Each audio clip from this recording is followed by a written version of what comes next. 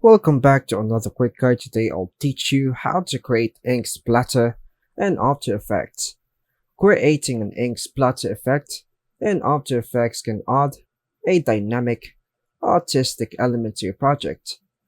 So first things first, go to Layer, New, Solid, then choose a dark color, like black or dark brown for the ink.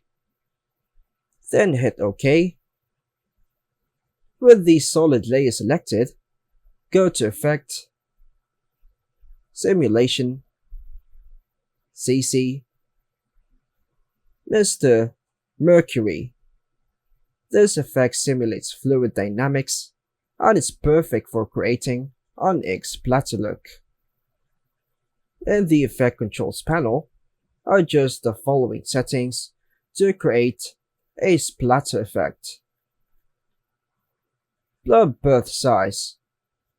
Increase this to make the initial ink splatter larger. Blob depth size. Set this smaller to make the splatter appear as if it's dissipating. Velocity. Adjust this to control the speed at which the splatter spreads. Gravity.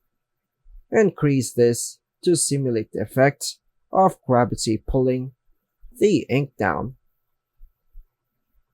Resistance. Increase this to slow down the spread of the ink. Longevity. Adjust this to control how long the splatter lasts before disappearing.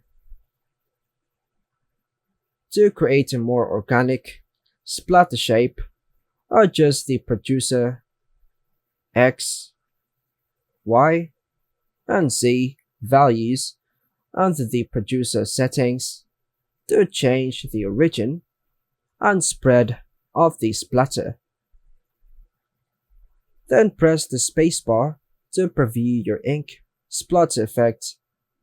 Make any necessary adjustments to timing, shape, or animation.